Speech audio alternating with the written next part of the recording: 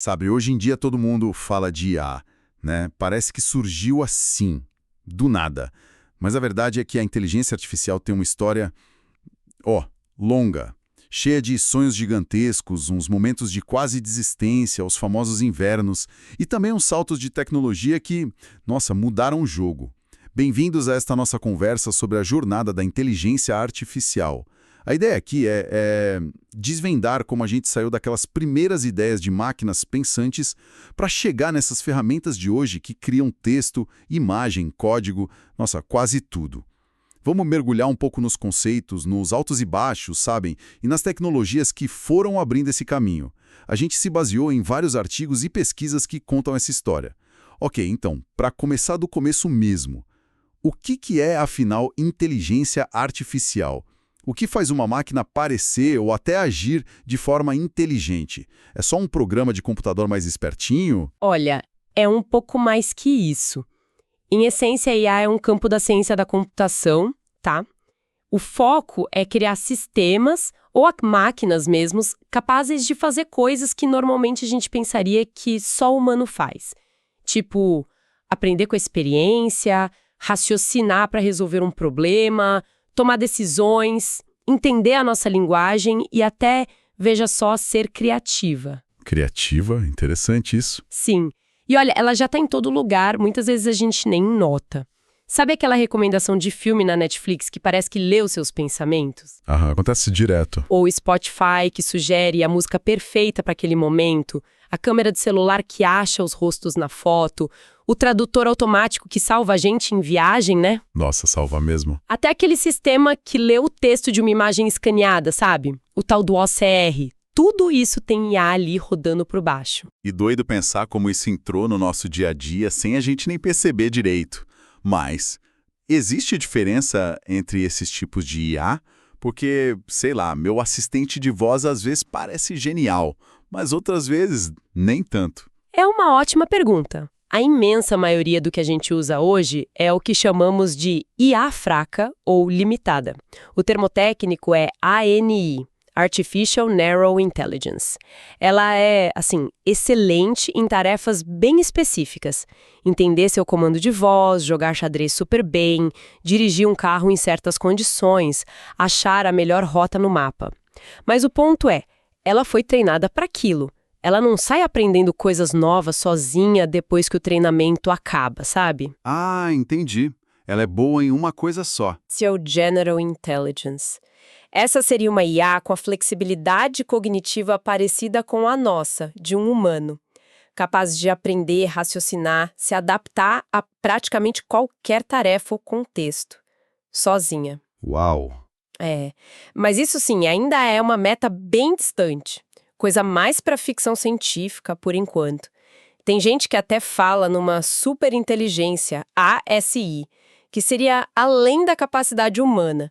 Mas aí já é especulação pura mesmo. Tá, e como essa IA fraca do dia a dia se diferencia da programação normal que a gente já tinha? Boa. A computação tradicional, ela lida com problemas que têm passos bem definidos, né? E uma resposta exata. Calcular a folha de pagamento, por exemplo. A IA entra onde o problema é mais aberto, com muitas variáveis, sem uma única solução óbvia. Tipo, planejar uma viagem super complexa ou diagnosticar uma doença rara a partir de sintomas. Entendi. Problemas mais cinzentos. Isso, ela usa técnicas como busca, análise de possibilidades, tenta imitar um pouco o nosso jeito de raciocinar. No fundo, as duas usam algoritmos, que são tipo uma receita de bolo, uma sequência de passos, né? Só que na IA, essa receita pode ser aprendida ou adaptada com a experiência, com os dados. Não é fixa como na programação tradicional. Faz sentido. Mas essa ideia de máquina inteligente, isso não nasceu ontem com a internet, né? De onde veio isso? De jeito nenhum. As raízes, são bem mais antigas.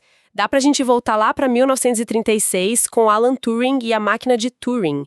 Era um conceito teórico, abstrato, de uma máquina que poderia, em tese, computar qualquer coisa computável. Foi a base de tudo. Que antigo. Pois é. Aí, em 1943, dois caras, McCullough e Pitts, criaram o primeiro modelo matemático de um neurônio. A ideia deles era que talvez o cérebro funcionasse com base em lógica, algo que, quem sabe, uma máquina pudesse simular.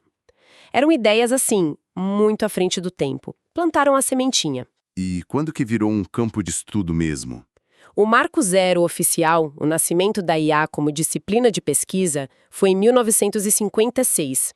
Teve uma conferência de verão famosa lá no Dartmouth College, nos Estados Unidos. Foi lá que o John McCarthy, junto com Marvin Minsky, Alan Newell, Herbert Simon, essa turma pioneira, sabe? Eles não só criaram o termo inteligência artificial, como definiram a missão. E era ambiciosa. Imagino. Construir máquinas que pudessem usar linguagem, formar conceitos, aprender sozinhas e resolver problemas que até então eram coisas só de humano. Caramba, a ambição era altíssima desde o minuto zero. E qual foi a primeira estratégia deles para tentar criar essa tal inteligência? Como eles começaram? A primeira grande onda foi a da IA simbólica. Também chamam de IA clássica, ou, como o pessoal da época brincava, a abordagem dos NEETs, os arrumadinhos. MITs? Por quê? Porque a ideia central era que a inteligência vinha da manipulação organizada de símbolos, palavras, conceitos, através de regras lógicas bem definidas. Aquele esquema, se acontecer isso, então faça aquilo. O conhecimento era todo colocado ali manualmente pelos programadores. Era como escrever um manual de instruções gigantesco para a máquina seguir regra por regra. Ah, entendi. Tudo programadinho. Exato. E os exemplos clássicos dessa época são os primeiros programas de xadrez. Eles jogavam seguindo essas regras e tentando prever alguns movimentos à frente. Teve também o General Problem Solver, o GPS, do Simon e Newell, que tentava imitar os passos lógicos que a gente usa para resolver problemas. E talvez os mais famosos foram os sistemas especialistas, como um chamado MySyn, que conseguia diagnosticar algumas doenças infecciosas com base numa lista enorme de regras, então, que eles tiraram de médicos especialistas. Era tipo ter um expert dentro do computador, mas só para aquele assunto específico. Poxa, parece promissor jogar xadrez, diagnosticar doenças. Mas você falou dos invernos. Essa empolgação toda não durou para sempre, né? Porque esses momentos de otimismo acabavam em decepção. Exatamente. A história da IA é meio assim, cíclica. O primeiro inverno da IA veio forte ali entre meados dos anos 70 e o início dos 80. O motivo principal? Simples. As promessas que fizeram na década anterior foram, assim, muito além do que a tecnologia da época podia entregar. Foi um excesso de otimismo, sabe? Ah, venderam o peixe demais. É tipo isso. Projetos enormes como tradução automática perfeita entre idiomas deram com a cara no muro. Tiveram uns relatórios bem influentes na época, tipo o ALPAC nos Estados Unidos e o Lightyear no Reino Unido, que criticaram muito a falta de resultado prático. E aí? Cortaram a verba. Na mosca. Cortaram o financiamento pesado, principalmente o governamental, e tinham barreiras tecnológicas reais também. Os computadores eram lentos pra caramba, caríssimos e tinham pouquíssima memória. E um ponto crucial: faltava dado. A IA simbólica dependia de regras escritas, mas para tarefas do mundo real, tipo entender a gente falando ou reconhecer um objeto numa foto, a quantidade de regras seria infinita. Impossível escrever tudo. Entendi. Faltava a capacidade de aprender sozinha com exemplos, né? Exatamente.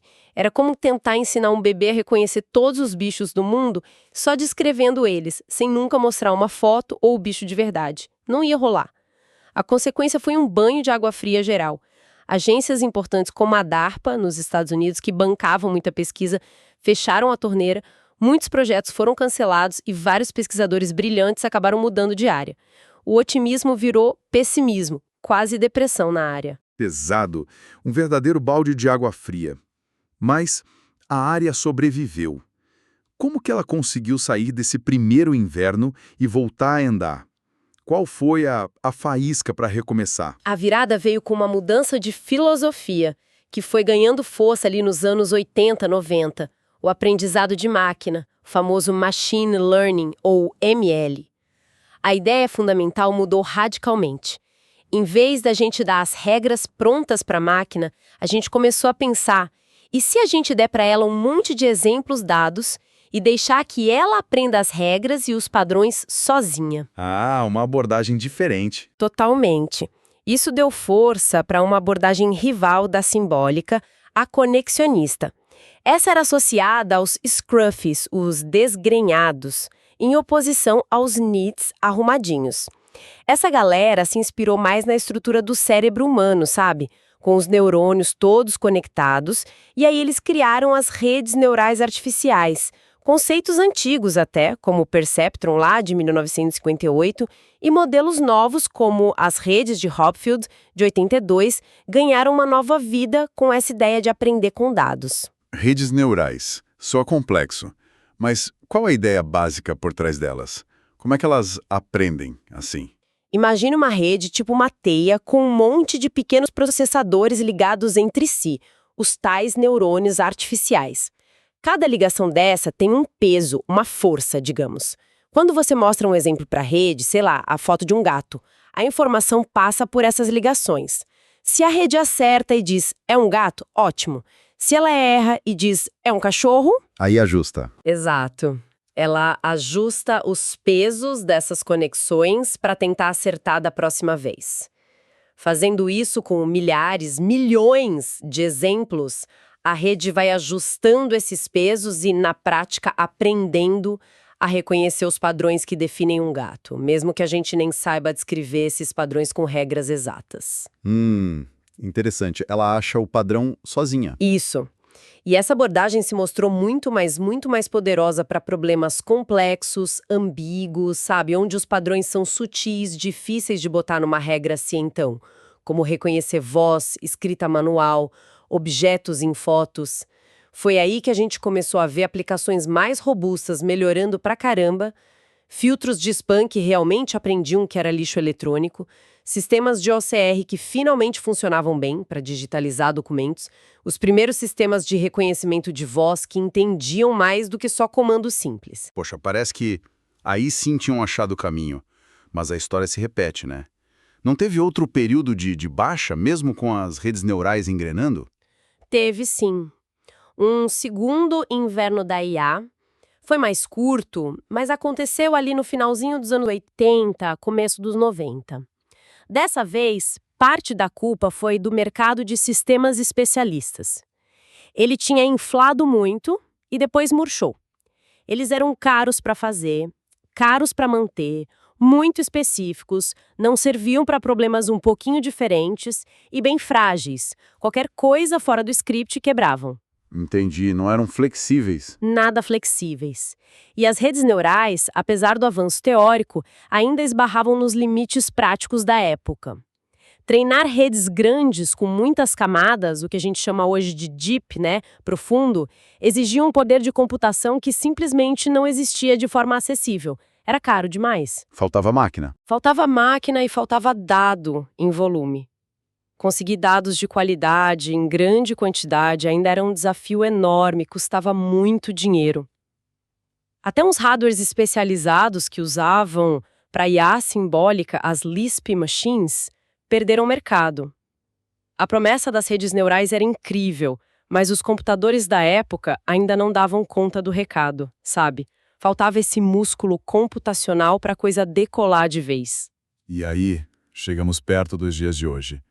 O que aconteceu para finalmente destravar esse potencial todo? Para causar essa explosão de IA que a gente está vivendo agora? É aqui que a coisa fica realmente interessante, né?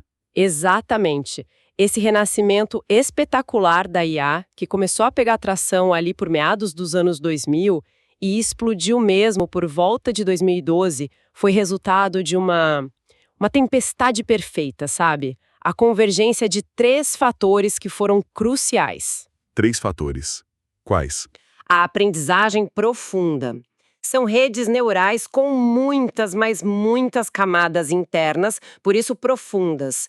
Elas conseguem aprender representações dos dados em vários níveis de abstração, padrões muito mais complexos.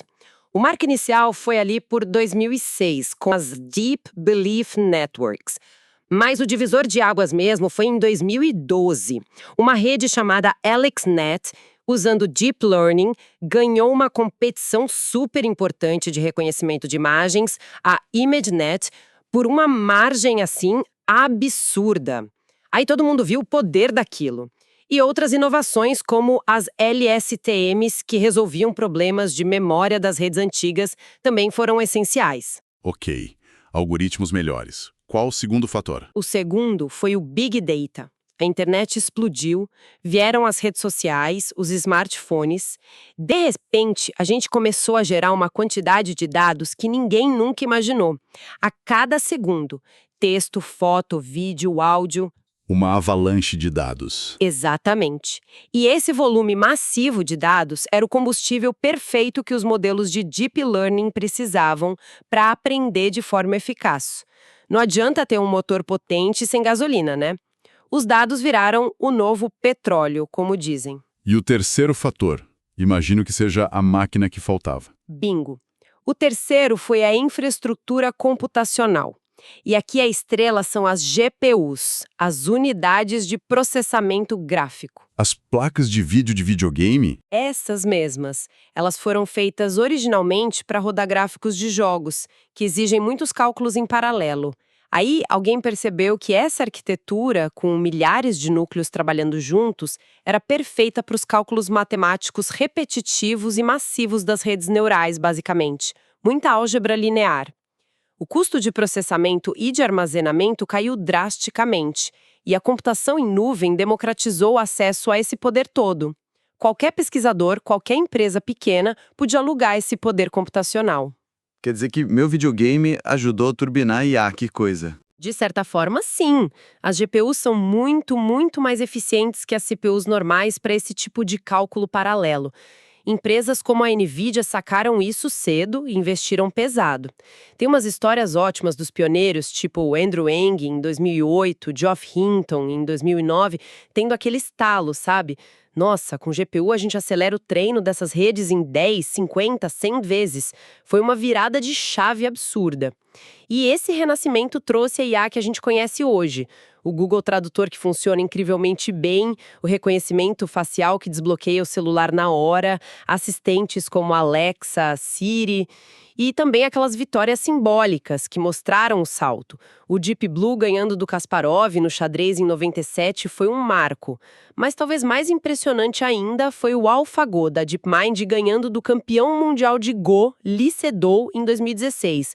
Go é um jogo considerado muito mais intuitivo, complexo para máquinas do que o xadrez. Aquilo chocou o mundo. Realmente impressionante essa combinação.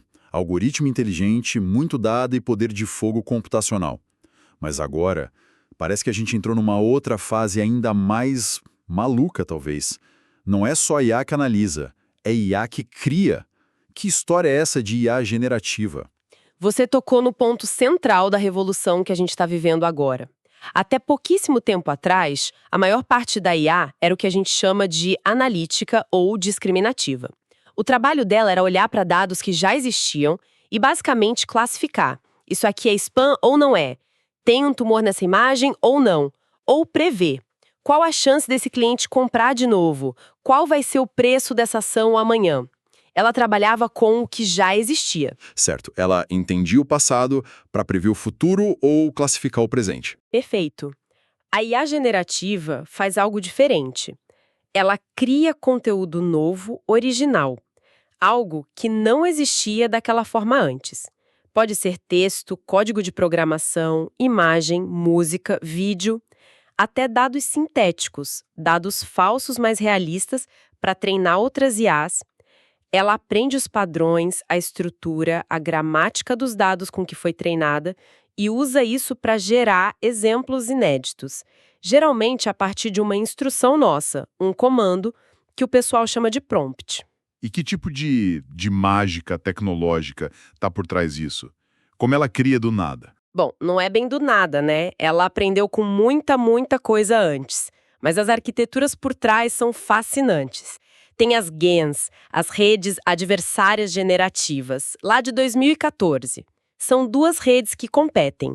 Uma tenta gerar dados falsos, tipo rostos de pessoas que não existem, e a outra rede tenta identificar se são falsos ou reais.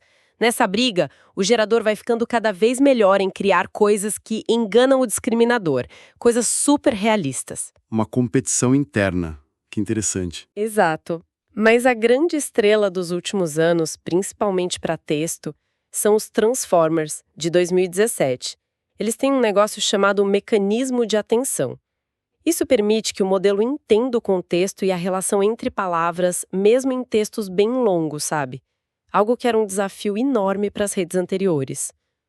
Os Transformers são a base dos famosos LLMs, os grandes modelos de linguagem, tipo a família GPT da OpenAI, o Gemini do Google, o Claude. Esses modelos foram treinados com quantidades absurdas de texto da internet e de livros. Ah, os famosos LLMs? Isso. E para imagens, além das GANs, temos os modelos de difusão. São eles que estão por trás de ferramentas como o DALL-E, Midjourney, Stable Diffusion. Como eles funcionam? É bem engenhoso.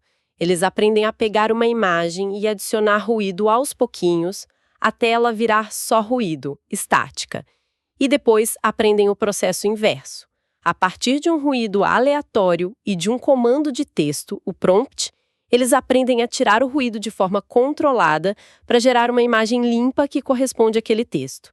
Tem outras arquiteturas também, como o VAS, mas essas são as mais faladas hoje. E os exemplos estão explodindo por aí, né?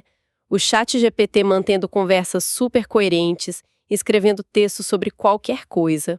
O Midjourney criando aquelas artes visuais incríveis, às vezes meio surreais, a partir de uma descrição. O GitHub Copilot ajudando o programador a escrever código. Sim, direto. Empresas de carro autônomo, tipo Waymo e Cruise, usando IA para gerar dados sintéticos de trânsito, situações raras para treinar os carros em segurança, tradução simultânea quase perfeita, a lista não para de crescer. Responde, é quase uma máquina que imagina. Que sintetiza, talvez. Exato. É uma ótima forma de colocar. Ela está combinando os padrões que aprendeu de maneiras novas, gerando algo que não estava explicitamente lá nos dados originais. É uma forma de síntese muito poderosa, baseada no aprendizado massivo. E o que tudo isso significa, então? Para onde a gente vai com máquinas que podem, de certa forma, imaginar? Qual o impacto disso tudo? Olha, o impacto é gigantesco. E a gente ainda está só na pontinha do iceberg para entender tudo. A IA generativa está, de certa forma, democratizando a criação. Ferramentas que antes precisavam de anos de estudo, habilidade técnica super específica, agora estão ficando acessíveis para muito mais gente gerar texto, imagem, código, música. Qualquer um pode criar? Quase isso. E está sacudindo áreas inteiras. Marketing, design, entretenimento, educação, desenvolvimento de software, pesquisa científica. A lista é imensa, de verdade. Claro. Que essa revolução toda não vem sem uma bagagem pesada de desafios, né? Perguntas difíceis que a gente precisa encarar de frente. Tipo, Por exemplo, a questão dos vieses.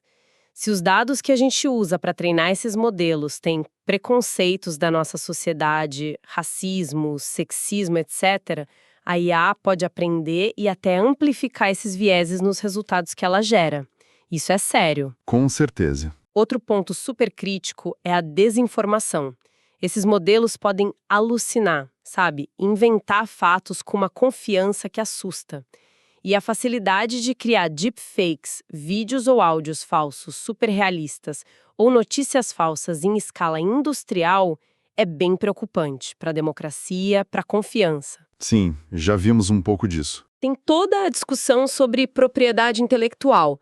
De quem é o conteúdo que a IA gera? Do usuário que deu o prompt, da empresa que criou a IA e os dados que foram usados para treinar. Podiam ser usados, tinham direitos autorais. É uma zona cinzenta enorme. Muita coisa para resolver. Muita. E a segurança? O potencial de usar essas ferramentas para criar malware mais esperto, golpes de phishing super personalizados ou para fazer engenharia social automatizada é real e perigoso. E claro, tem um impacto no mercado de trabalho. A automação de tarefas intelectuais, o medo de desemprego em massa em algumas áreas, o risco de aumentar ainda mais a desigualdade. São muitas questões éticas e sociais, né? Exatamente. São questões que exigem muito debate, Talvez regulamentação cuidadosa e um esforço grande para desenvolver o que o pessoal chama de IA responsável, com transparência, com prestação de contas, com ética no centro.